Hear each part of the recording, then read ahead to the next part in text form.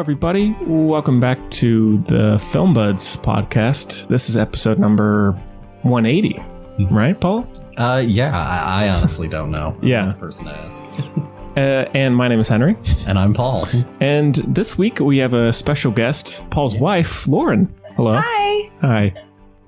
Hi. So this is kind of a special episode. I guess first thing we should say is it's our first in-person recording, Film Buds recording since before the pandemic. And it's Paul's first in-person recording ever of history. Yeah.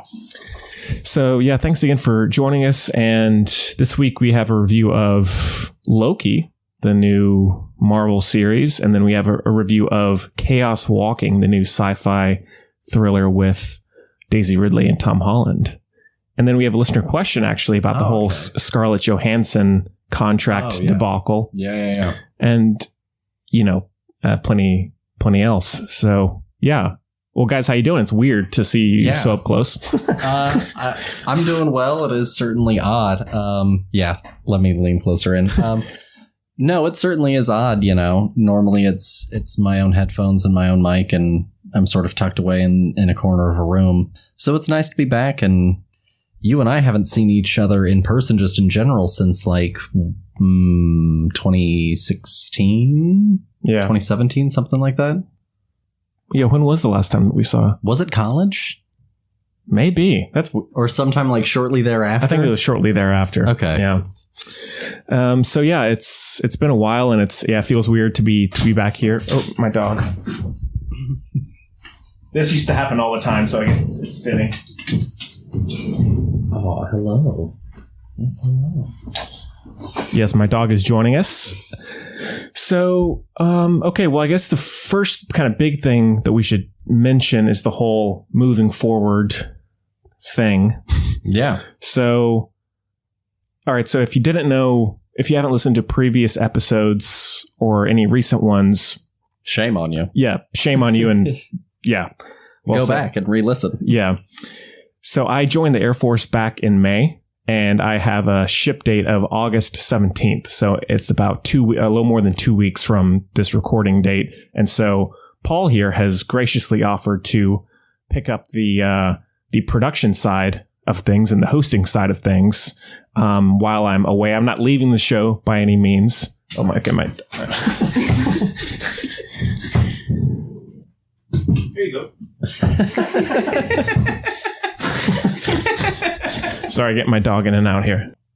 He's agreed to take over things while I'm gone. I'm not leaving the show or anything like that. It's just I'll be taking a little bit of a brief hiatus while I don't really have access to, recording or the usual setup. So Paul here will be doing things for a bit, and then I'll come back as soon as I can and just, pick up where I left off.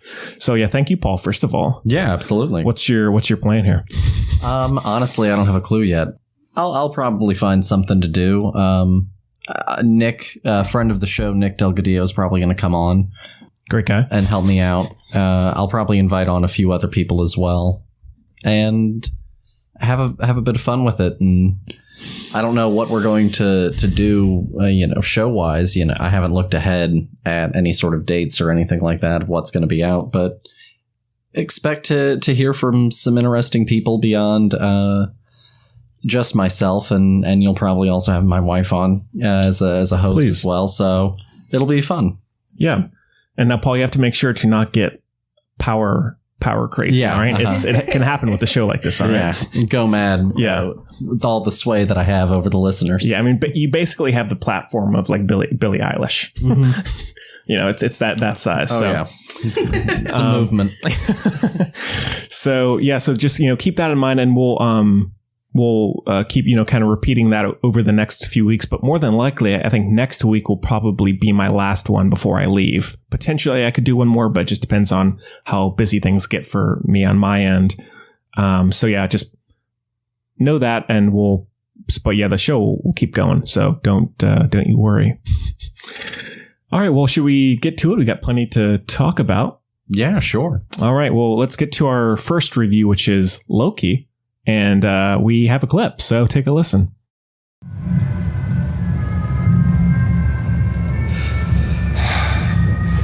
I'm Agent Mobius, by the way. Are you taking me somewhere to kill me? No, that's where you just were. I'm taking you someplace to talk. Well, I don't like to talk. But you do like to lie, which you just did. Because we both know you love to talk. Talky. How long have you been here? I don't know, it's hard to say. You know, time passes differently here in the TVA. What does that mean? You'll catch up. So you're part of the TVA's courageous and dedicated workforce. Yes. You were created by the Timekeepers. Yep. To protect the sacred timeline. Correct. Is that funny? The idea that your little club decides the fate of trillions of people across all of existence at the behest of 3 space lizards, yes, it's funny. It's absurd. I thought you didn't like to talk. All right, so Loki is on Disney Plus now, and it's created by Michael Waldron, and it stars Tom Hiddleston, Owen Wilson, Gugu Mbatha-Raw, Sophia DiMartino, Sasha Lane is another. I know there's some other people, and anybody big I'm forgetting? No one comes to mind. Okay. And the synopsis is the mercurial villain Loki resumes his role as the god of mischief in a new series that takes place after the events of Avengers Endgame, in quotes. So this one is the third Marvel series that has come out this year, and we've reviewed the first 2 already. So well, would y'all like to kick it off? Did you both see the show? Yes. Yeah. Okay. Yeah. Okay. Do you want to start it? I do not. Okay. There you go.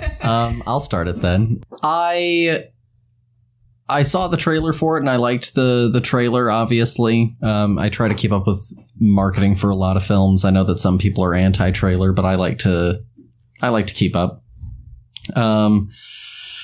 So I had gone into it looking forward to it fine enough. The Loki fandom as a specific sort of subsect of the Marvel fandom is fervent group. You can say I'll say. The diehards are quite a lot to deal with, so I knew that the show would have a lot of expectations about what Loki is as a character and things like that. So I wasn't sure. I had some trepidations about it, especially because for me, Loki is one of those characters where pretty much since Avengers, I'm not sure that we've ever hit anything quite as good as the first Thor and the first Avengers in terms of like an on-screen portrayal of Loki. Right. So I was worried that it was going to be sort of the worst case scenario, a little bit pandering. But I honestly, I was pretty pleased with it. It took me a little bit longer to get into it. It took me like 3 episodes to really finally be like, okay, I'm enjoying this actively. But I liked it. What about you? It took me till the end to really. Also, I feel like the pressure is on now because like when we're doing Zoom, if I didn't like something, I could be like, what does it matter? I'm 2 hours away. What's he going to do? So, I mean, I liked Falcon and the Winter Soldier a fair bit. Mm-hmm. I didn't love WandaVision as much as some people did. When I heard about this, I think Loki and Tom Hiddleston are one of the better parts of the MCU for me. And so I was interested, but I didn't know a whole lot going in. And I guess the biggest issue for me was I just found it to be kind of boring. Okay. I thought my eyes were drooping hard. Okay. And there were parts of it I liked. I liked it kind of had a Fallout vibe, the style of it. And I enjoyed that and the apocalyptic kind of vibe, but it just felt a little too loosely tied together. And I just was I was phasing in and out a lot during it, which is too bad because I enjoy the character, but it just, for this story, I'm fine with the Loki series, but by the end, I just didn't really, I don't think I needed this story because I feel like by the end, I didn't learn a whole lot else about him that I didn't already know. Yeah. No, and I think that that's a really good point. With Loki in the MCU, you get to have him for multiple films that take him on a whole journey from, sort of tragic villain to villain to, finally getting redemption and absolving himself of his sins by trying to sacrifice himself for the greater good. And so we already went on that whole complete journey with him. And so it is kind of like a back to square one, sort of regrow him through the same journey on a certain level back to being not awful again. Right. And that's a little bit of a painful journey, I think, on a certain level, especially when, it doesn't have like a divergent course at the end. At the end, he still sort of chooses, goodness on a certain level. Yeah.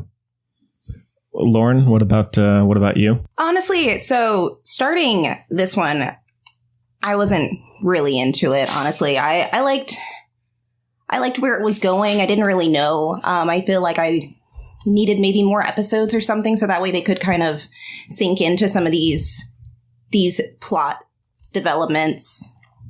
But honestly, at the end of the day, I think I liked it. Sorry, I'm never on this. It's your podcast debut. This is weird for me. I'm usually like sitting on the side, just casually playing on my phone, games and things, and listening. But you're there in spirit. Yeah, exactly. So I don't know. Maybe I'm a little nervous. Well, now are you as big a Marvel fan as Paul is, or do you just kind of you watch them? So I started out the Marvel Cinematic Universe, I think, with Iron Man. When it first came out, I watched it probably in theaters with my dad. Mom probably didn't want to go. I don't really remember that much, honestly. And then as they came out, I watched a few, but I never really stuck with it until we needed something really to do while we were long distance. And so he was like, we can watch the MCU all the way through. And I was like, sure, I'd never seen it. I petered in and out. I watched Black Panther. I don't really remember what else around Black Panther that I watched when it actually came out. Maybe Doctor Strange, but yeah. So, I was never really like a comics person growing up, but I love them. I think that they're kick ass. I have a love of acting. I love, I want to be a superhero, but I don't think that's ever going to happen. So this is my foot in the door, to have superpowers and do things that people can't do. I felt like the show really reminded me a lot of like Doctor Who. It kind of reminded me a lot of science fiction shows of the past, kind of like in a WandaVision-esque way, but not as obvious. The kind of X-Files, kind of Doctor Who, kind of, what can we do with this? And I just kind of wanted them to stick to something, to one of those many ideas, and then just like see what the depth of that was, instead of kind of bouncing around throughout all of these different ideas because they could. I wish that it had ended with a nice hard ending instead of kind of leaving the door open. Same here. I was like, crap, I gotta wait for stuff. How dare you? Yeah. I was the same. Do you have a favorite, quick thing, do you have a favorite Marvel project, movie or TV show? I mean, I really did enjoy WandaVision, but I think I enjoyed it because of all of the hokey old school comedy and all of that stuff, really getting to watch the evolution of where we've come throughout the throughout, I guess, not the cinematic universe, like TV history throughout the generations. I really enjoyed that. But of the movies, that's hard. That's really difficult. I mean, I love Black Panther. I'm really sad that, R.I.P. I don't know what they're going to do with the next one, and I'm worried, but that's okay. Yeah. But no, I'd say that Black Panther's probably up there. There's probably something. There's so many movies that I'm missing right now currently. Yeah. And Paul, a quick thing. I saw you admiring the 4K. I don't think it's over there. I don't have my In the Heart of the Sea 4K. I was hoping to have that kind of, get a little flare of that, but it's somewhere else. I was looking through trying to see, what all you had. I'm pretty disappointed by the presence of Justice League, any version of it, really. Thanks. Well, because the thing is, I had not, when I bought it, I hadn't seen it. Ah, okay. It was a blind buy. Gotcha. You have a few of those. Yeah. Everyone does. It's in my shame drawer. But anyways, Paul, go ahead. I was just going to say, I think that with the ending of Loki, with a lot of the TV shows, I think that some of their weaker points, have definitely been related to some of their setting up of things, later on, I was talking with Nick about the show before I came up here. I saw him a few days ago, and he isn't really overly fond of the ending, because again, it's not ending the story. It's obviously opening up and setting up more and tying into things that will tie up later on. But maybe. And so I think that there's definitely some truth for that, not to get into the reveal yet of like who the bad guy is. Although if you've been on the internet, I feel like it's hard to have avoided the spoiler of the end of Loki. Yeah. But, it certainly was not a closing of anything. If anything, it just really opened up and expanded where everything else is going to be going for the next 10 years of Marvel properties, probably. Who knows? So, yeah, I think that's why it's a little bit dissatisfying. Yeah, because I thought when it ended, I thought there was one more episode. Yeah. I was like, because, WandaVision and Falcon, they both ended fairly, tied it all up. Yeah. But this one, it didn't. So. Well, and that's also because, WandaVision isn't getting a second season. Falcon and the Winter Soldier isn't getting a second season. This is. Yeah. And so it feels it, and I think that miniseries TV events maybe work better for a Marvel Cinematic Universe because they ultimately still have to have an ending, even if it does connect to certain other things. Whereas Loki, once you start making an active TV show, you're telling me that, multiple seasons of this show are going to now be... And I know that you're like, oh, well, multiple movies are a part of it. But like, are we going to have 10 seasons of Loki? Let's hope not. With movies like intermingled in between these that you have to watch, or else you don't know what the heck is going on. Exactly. With movies and other miniseries, it's chaos. It can easily get to be that point of way too much. See, the thing is, I think also for me personally, I think the further we get from Endgame and the more we go back to feeding those characters, the less interested I am. Because I feel like it's called Endgame. I kind of wish that was the end of those characters, and we just started with something completely new. And so the further we're getting into like feeding into all of that, I'm becoming less and less, because it almost feels like it's an extended post-credit scene that I'm having to watch to feed into that, which I don't need. Like I had, however many movies with Loki, I get him enough, but that's just me. I know some people love it. No, I completely get that. I think that's also to a degree some of the problem with like Western comics right now, is that ultimately it's all still, even when they bring in new fresh faces to take over for certain characters, it's all still built along this pile of lore that came before it. Like, sure, you can technically pick up, there. But can you really, when it's coming with all of these expectations and all of this back lore, and when you intentionally of your own accord also go out of your way to reference all of that stuff as well. Because, the comics haven't had like a new character, beyond like Batman and Superman and Spider-Man. And sure, they introduce new characters, but we haven't had like a standout new character, new identity, ground up, like, congrats, we got rid of Superman. We'll never print another issue of Superman again. Yeah. And now we have a new guy. We haven't done that in a while. We've just sort of passed the mantles off, which has been somewhat effective. But then again, it's oftentimes still tied up with all this other stuff. Yeah. What did y'all think of the casting? Like Owen Wilson, Gugu, and Botharoa? Owen Wilson was great. Yeah. Casting for me is rarely the Marvel problem. There are a few casting choices that I probably don't like, but I didn't think that there was anyone in this show that I thought was truly like wrong. No, yeah. And honestly, I really enjoyed seeing Owen Wilson in something simpler again, not seeing him do all of his isms, getting to see him act a little. Yeah. You know? Yeah.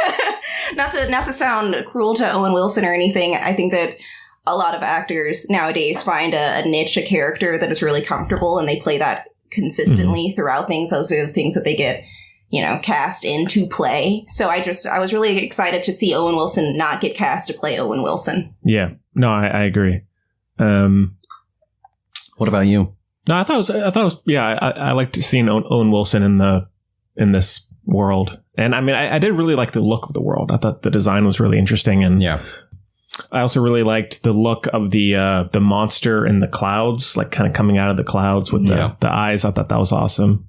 But yeah, overall, it's just like I just felt like my interest was like going up and down. Like there were some scenes I really enjoyed, but then I feel like a lot of the plot, with all of the talk of like, what do they call it? Like branch reality what's the... Oh, yeah. Stuff like that. I was just like, all right.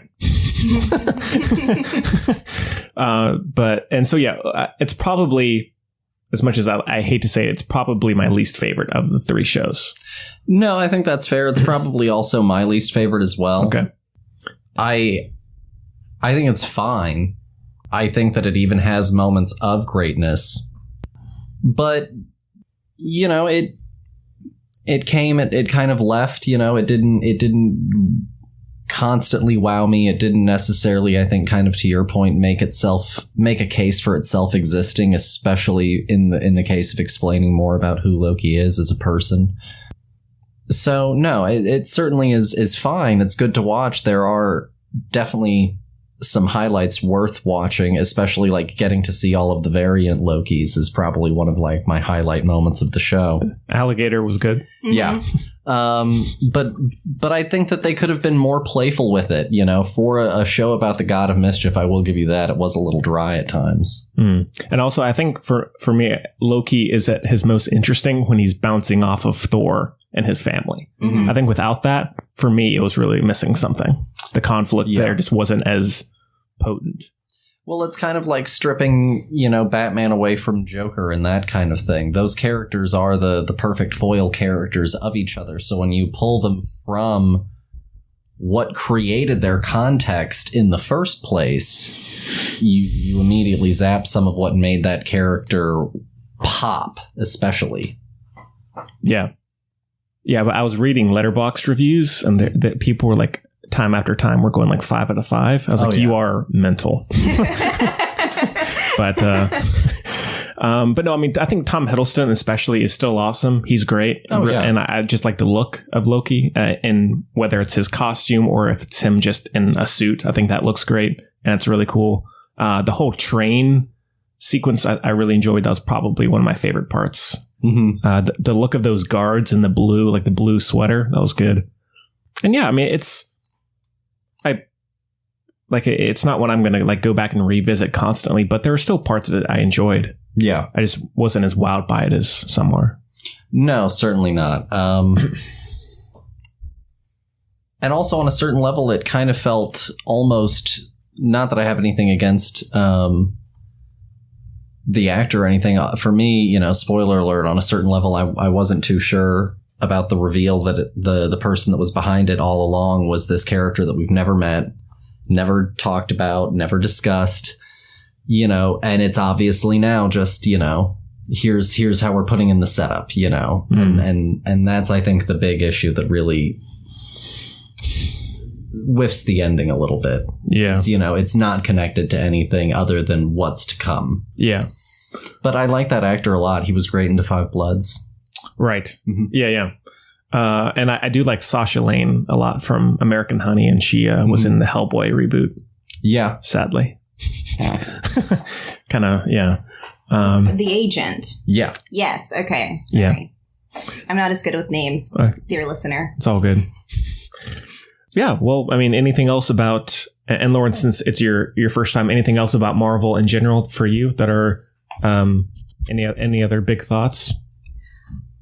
I guess moving forward for me, having seen it all kind of closer together than I guess the average viewer did when these movies came out, years apart.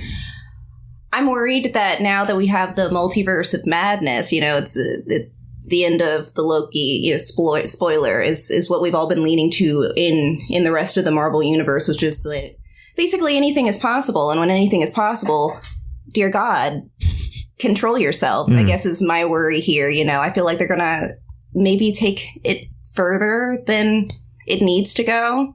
You know, clip off. I'm happy with them getting rid of characters left, right, and center, because then it makes these characters matter. Yeah. But if we open up any possible reality to anything, then we can just keep bringing back Scarlett for the next movie and the next movie, because why not? You know, it's a multiverse now. And that's where I'm getting a little worried. I want everybody to have their time in the sun, and then kind of we get to wave them off and say goodbye. Yeah. And have those memories and live in that nostalgia and keep it there inside of us and not on my screen over and over again. Yeah. So, I'm excited to see like where they're going with it. I will keep watching, but I'm worried that there might be a point where I'm just like, I'm good, guys. This is just too much. I don't care anymore. Yeah. You know, I'm not a comic person. So like once it starts to get too heavy in things that I don't know, I'll tap out. Yeah. And I feel like that's probably, you know, where the average Marvel person is probably at too. Yeah. I'm about there. I mean, that's why I'm looking forward to. What's the movie coming out later this year? Shang-Chi and the Ten Rings. That's the one. Yeah. Yeah. That looks exciting. I'm happy for new characters. I'm happy for new stories. I'm happy for new faces that I haven't gotten to see in a while, you know, or at all before. I love new. Yeah. Give me new stuff. All right. Well, turn that to the middle. Anything else about Loki or Marvel, Paul? No, you know, he's a good character, but he's a character who I think gets represented incorrectly oftentimes by people when they talk about him, when they talk about his appearances in the film. And I think that a lot of the love of Tom Hiddleston, his performance, inflates and gets conflated with a lot of the talk about Loki. And in particular, even, you know, to a certain degree, I think it's not as much as I was worried, but to a degree with the Loki show. I think it's good, but I also would understand, like, if it wasn't your bag at all. Yeah. All right. Out of 5 stars, everybody? No, you go first. Okay. First rating on the show. Out of 5 stars, I think that I will give Loki season 1 3.5. Okay. And you said WandaVision is your favorite of the 3 shows? Yes. Okay. Paul? I'll say 3. You're 3. I'll go 2.5. Okay. Yeah. Step. Yeah, just go down. So, all right. Well, cool. With that done, then we can get to Chaos Walking. And we have a clip as well. I think y'all brought the clip with you, so take a listen. What you need to contact your ship is in Haven. Haven? It's the first settlement. Another town? More people? You didn't just think there were 2 settlements in all of New World, did you? No, of course not. Thought it was one. It was one. We're leaving the morning. I'd rather stay with you, Todd. I'd rather be with you. Kiss me, Todd. Kiss me. Kiss me. No, wait, I didn't even say that. I'm sorry. Viola. Okay, so Chaos Walking is on VOD now, I think on most places. And it's directed by Doug Liman, who just did, who he didn't just do, but we just reviewed The Bourne Identity, which he also did. And it stars Tom Holland. The cast of this movie is crazy. Tom Holland, Daisy Ridley, Demian Bashir. I can never say this guy's name right. David Oyelowo. David Oyelowo. That's it. Cynthia Erivo, Kurt Sutter, Nick Jonas, strangely, Matt Mikkelsen. I think maybe even a few other people. Am I forgetting anybody? No, I don't think so. Okay. And the synopsis is 2 unlikely companions embark on a perilous adventure through the badlands of an unexplored planet as they try to escape a dangerous and disorienting reality where all thoughts are seen and heard by everyone. So this one came out. I don't know if it did have a theatrical release, Paul. Honestly, I don't have a clue. Probably not. And it had a bit of a, I guess, was in release hell for a little while. I think it got pushed back a few times because of COVID, maybe, and maybe other things. But it's been out for a couple months now, I think. So, yeah, I mean, Doug Liman, he's done what he did, Edge of Tomorrow. Let's see what else he did. American Made. Okay, and some other stuff. Yeah. So, what did y'all think about this one? I thought it was pretty boring. Oh, yeah? Yeah. I thought it was pretty boring. Not even, I didn't even think that it was honestly like bad the way that reviews were making it out to necessarily be, but I was very bored. Oh, yeah. Lauren, what about you? I think this movie needs like some polish. I think that somebody needed to look over this script before it got the okay and was like, let's get rid of all of this stuff. And make it just neater. I felt like this movie was a little messy, which just it was fine. Yeah. I actually didn't mind it. Yeah, that sounds right. Yeah, I think most could see that coming. I didn't love the movie by any means. I think it's quite flawed, but I thought some of the ideas in the movie, like the whole thought process out loud and how all of that worked, I thought was great. I enjoyed the world actually a lot more than I have other recent science fiction films, despite it being kind of quick, a little too, brushed through things. But I am a big Daisy Ridley fan. Tom Holland kind of goes in and out for me, but I enjoyed him in this. I don't know. Actually, yeah, I was not hating myself, No, I think that you're right. I think that there are a lot of things about like the world and the concepts that are strong, but I think that a lot of that probably ends up coming from the book or whatever this is based on. And so the whole time that I was watching it, I was definitely like, I bet a lot of this would mean more if I read this. And that was definitely something that just sort of perpetually sort of plagued me the whole time that I was watching it. I wasn't overly fond of Tom Holland in this. I thought he was just okay in this. Yeah. He's overall, I think for a performer for me, like beyond Spider-Man, I'm not sure that he's ever really been in anything that I've seen or nothing that he was the lead in beyond Spider-Man has ever had the draw for me to be like, wow, that's what I need to go and see. I need to see this Tom Holland performance. So, he did fine. I thought Daisy Ridley did better than he did, but also this was for me like B-list Daisy Ridley on a certain level also. I thought that I was kind of getting everyone's like second performance. You know what I mean? Interesting. Yeah. I don't know. I think that, gosh, how to describe this movie? How do I feel about this movie? I think that Tom Holland is on a high right now, which is great. I'm glad for his paycheck. I need him to stop.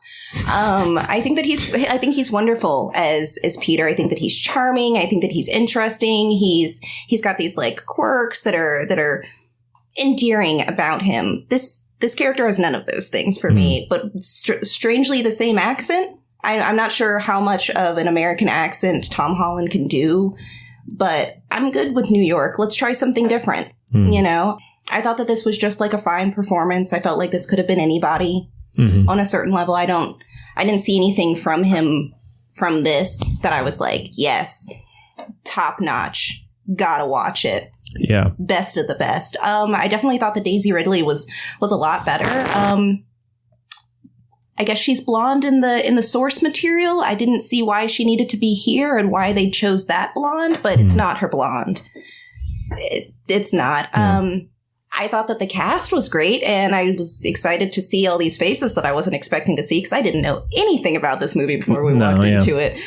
And I think that Nick Jonas is really distracting for no reason. Like, why are you here? Because you can't shake the feeling that it's Nick Jonas. Yeah. Every time you see him, you're just like, oh yeah, Nick Jonas is here. Just doing Nick things. Yeah. And he like his performance wasn't bad. It's just that he looks like Nick Jonas the entire time. Yeah, you can't just you stare at him and you're like, if I could just fix that face. Live in the year 3000. Like, that's all I was thinking the whole time. I was like, look at that Disney star right there. Yeah. I'm sorry, Nick Jonas. Oh, also one thing about the design, Mads Mikkelsen's coat in this, his fur coat, amazing, luxurious. Yeah, pretty great. And he's always awesome. No, yeah, he's one of those actors that I enjoy a lot. Much of the cast were people that I enjoy. I like Damien Bashir. I was confused because the movie cast Kurt Sutter. Weirdly. By choice. And for those who don't know, he's primarily known as like a writer. He wrote the Sons of Anarchy TV show. I think he started but left the Mayans MC show. He also wrote Southpaw with Jake Gyllenhaal. Southpaw, and then he also had the one season medieval show Bastard Executioner as well on FX. So he's primarily a writer. So when I saw him, I was like, oh, he must have been like a writer or a producer on this. No. They just cast. Doug felt it was the right call. Wait, who is this person? This is the one that's one of Tom Holland's two dads. He's the one with the long hair. Mm-hmm. Oh, the one who has like the chopping montage. Yes. Yeah, the one that ends up getting killed. Oh gosh, Spoilers. It doesn't matter. Yeah. No one saw this movie. It's okay, and you don't need to. Yeah. Well, no, you don't. I think in a couple months it's going to be a misunderstood masterpiece. I don't think so. They'll come around. You know, I liked it conceptually. For me, it was just everything felt very half-baked. It was like, there are these aliens. And for a while, I was like, okay, so it's either going to be that the aliens are real and it's a real problem, you know, or the aliens aren't real. And then it was like, the aliens are real and you're going to see one, but only one, and it's never going to come back. And then you have this whole the noise stuff. But they never really use it in any ways that are really all that interesting beyond a few times that we get it used creatively. And it ends up just being more kind of like we're a generic future post-apocalyptic space Western man things. Yeah. And it gets a little lost for me. And I think that the movie itself at times is a little unsure of what it wants to say or what it wants to be about at the end of the day. And so it feels for me like we really do a lot of build up toward almost an anticlimactic ending. Yeah. What is the metaphor of this movie? I don't know. I don't have the answer. Yeah. But see, now I did, while it's not like as deep as it could have gone, I do like the idea of like the challenge of everyone can hear your thoughts and trying to figure out a way, if you know something that you don't want to have known, to try and divert yourself from that. Like, and again, as I posted about it on my Letterboxd review, his inner monologue is so male. It's incredible how Superbad got like high school right. This is how like an inside a guy's mind works. Like just saying these like scatterbrain things, and it was enjoyable for me.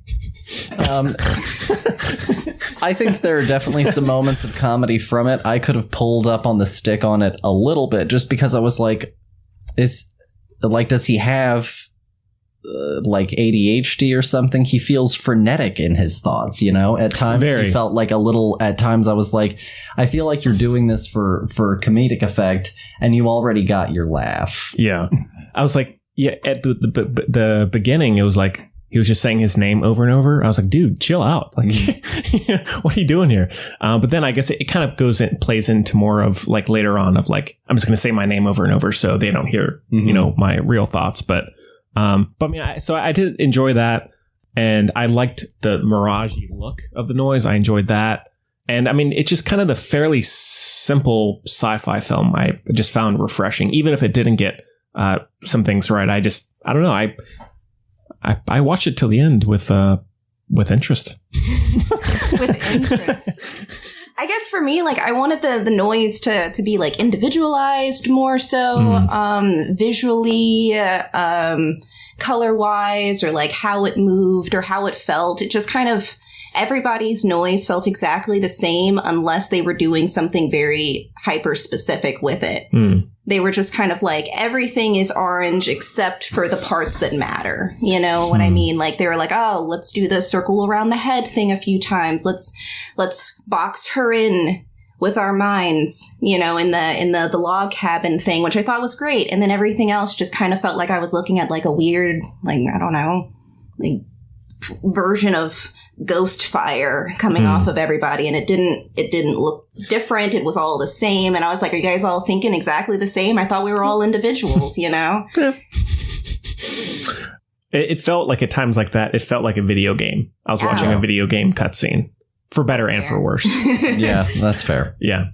But no, I did like Daisy Ridley a lot. Yeah, Tom Holland, again, he's never gonna, I don't love him as Spider-Man, or at least as much as as Tobey Maguire, but he's fine in this. I agree that it could have been done by anybody. It's not like you have to see this for him. Yeah.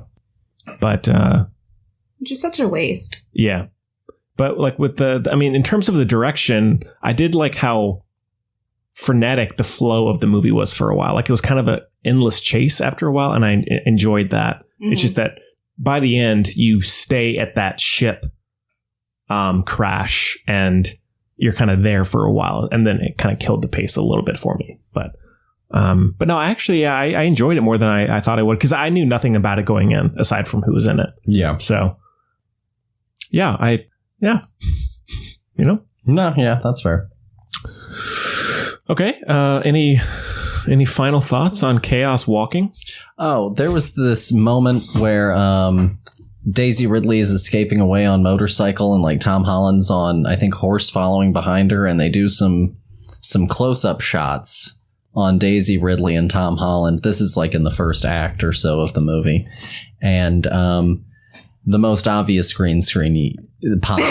Sure. It's on those close-up shots. Yeah, it's pretty rough. When that happened, I just went. It's pretty rough. It's very bad, and that's my last thought. Yeah. Also, a lot of horse deaths in this. Oh. Animal. Yeah, I was about to say, dear listener, the movie, the moment for me that was probably the most like, what?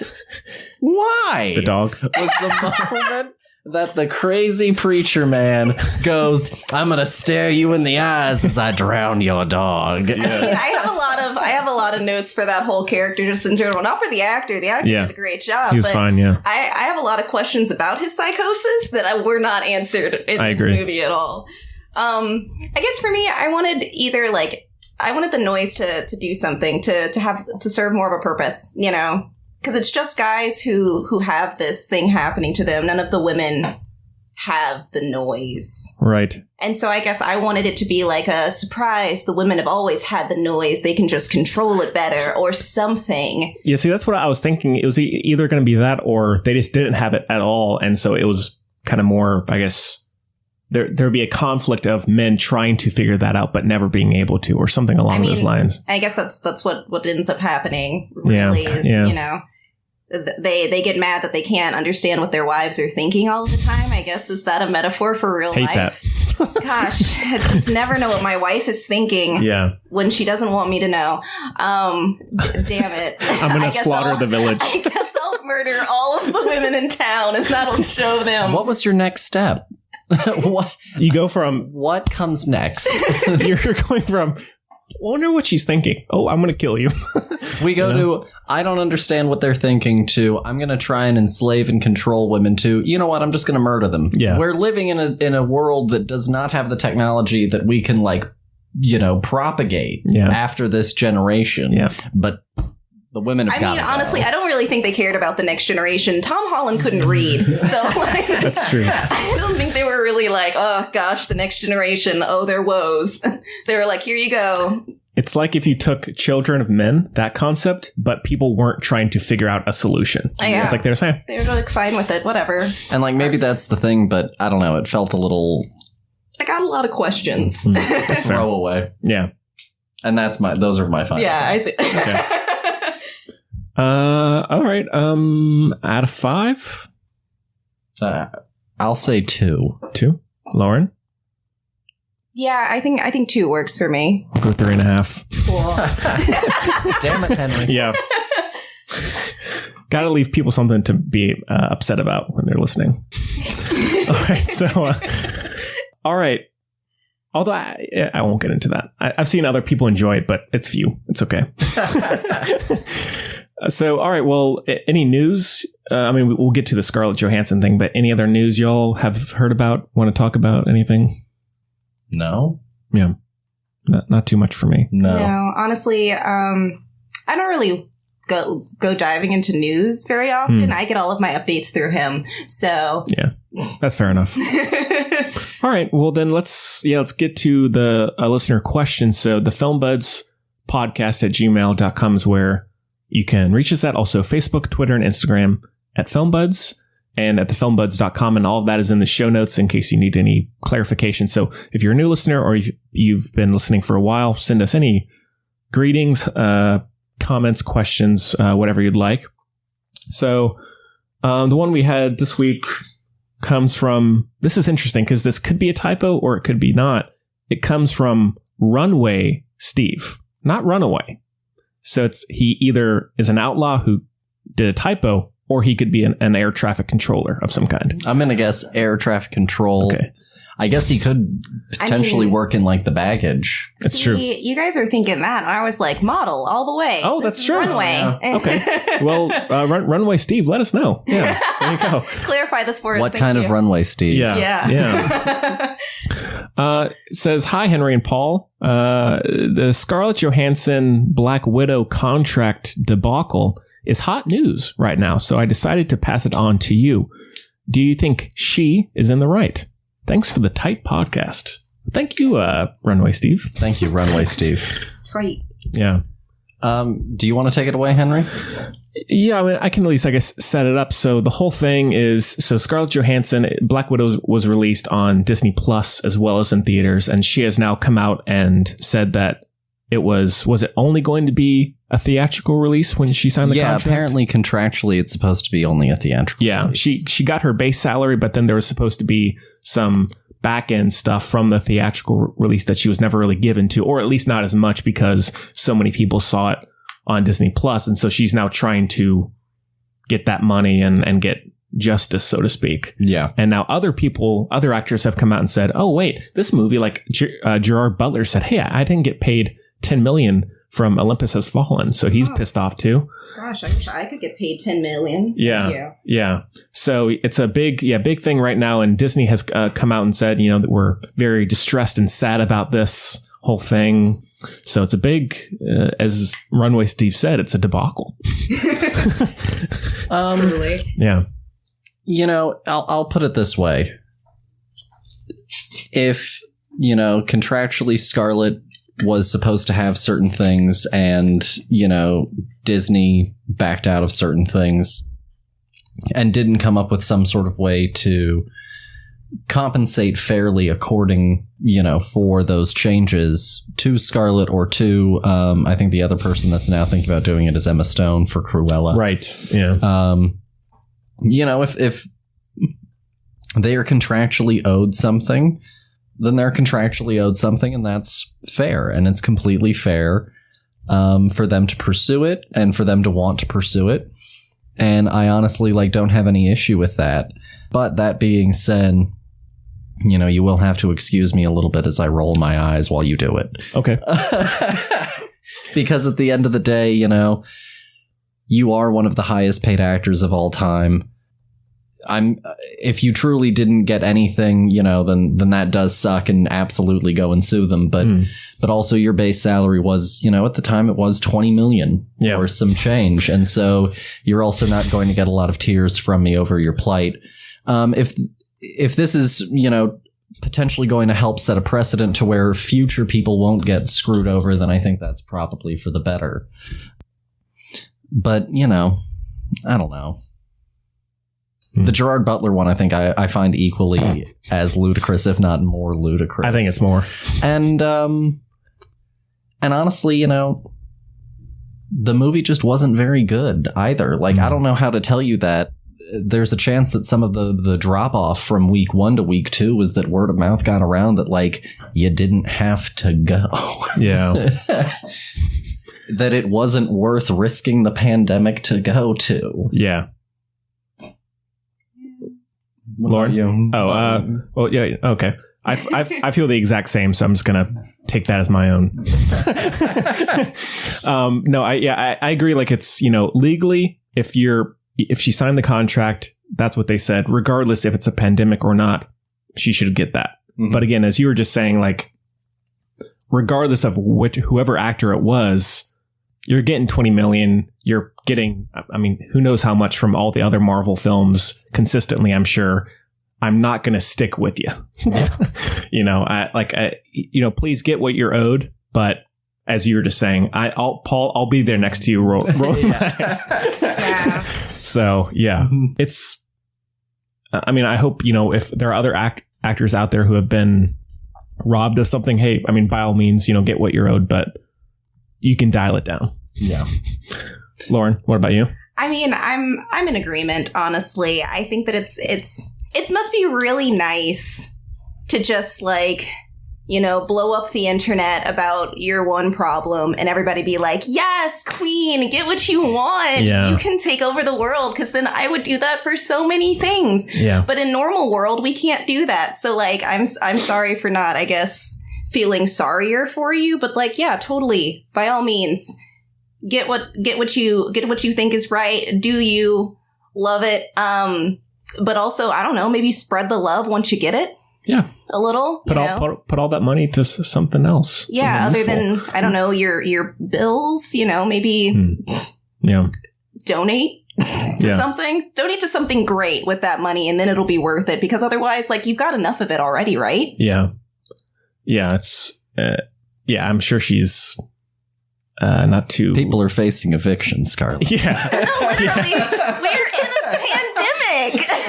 I'm sorry. Paul had to say it. Yeah, no, I agree. It's I think especially now, these days, not that there aren't issues other times, but now it's we don't care. Yeah. You are getting $20 million. You could stop working now and never be set for work. life. Be set for your life. Be set for your child's life. Be set for even maybe their child's life. So I don't care. Yeah.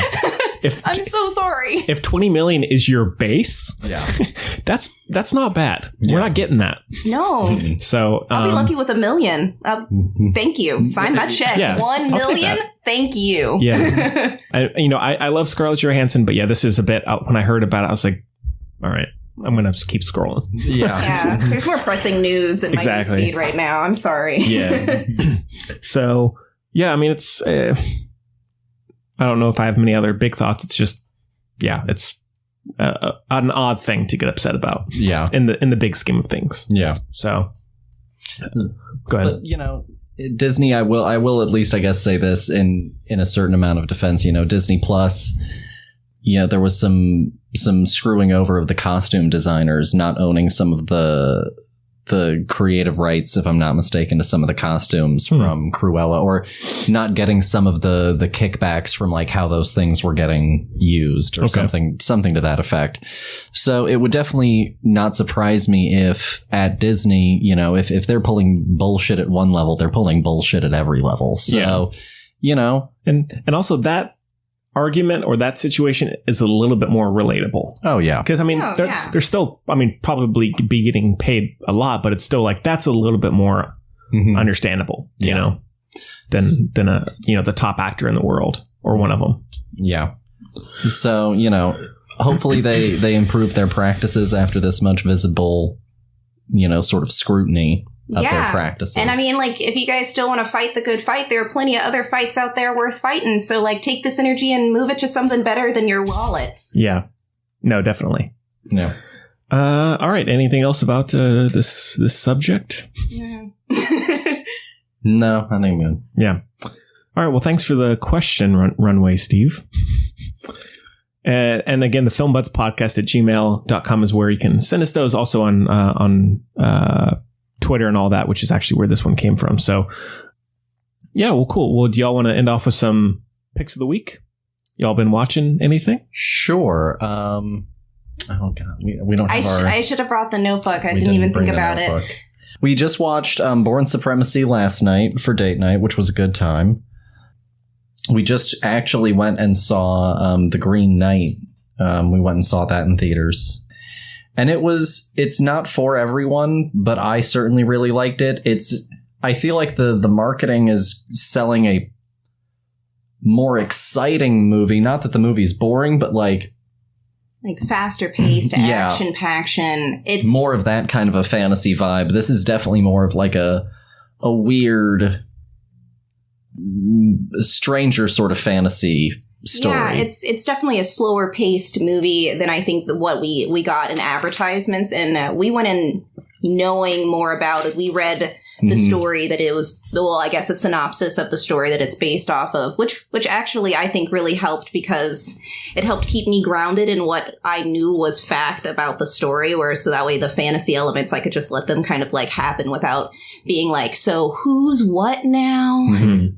Yeah, it was really good. I liked it a lot. It's the same director as a Ghost Pete's Story. Dragon and A Ghost Story and that sort of thing. And the only thing of his that I had seen before this was Pete's Dragon. And better? Yeah, much better than Pete's Dragon. Yeah. It's a low bar, but yeah.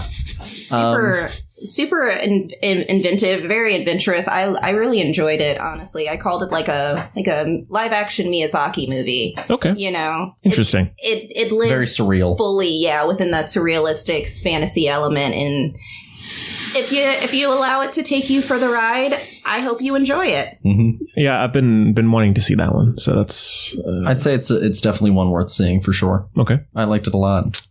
Beyond that, it's not out, but it's something that I'm looking forward to. The House of Gucci trailer just dropped. Yeah, new Ridley Scott film. Yeah, and I think it looks good. We've got 2 Ridley Scott films coming out this year, both with Adam Driver. Which is the other one? The Last Duel with him and Matt Damon. Oh yeah.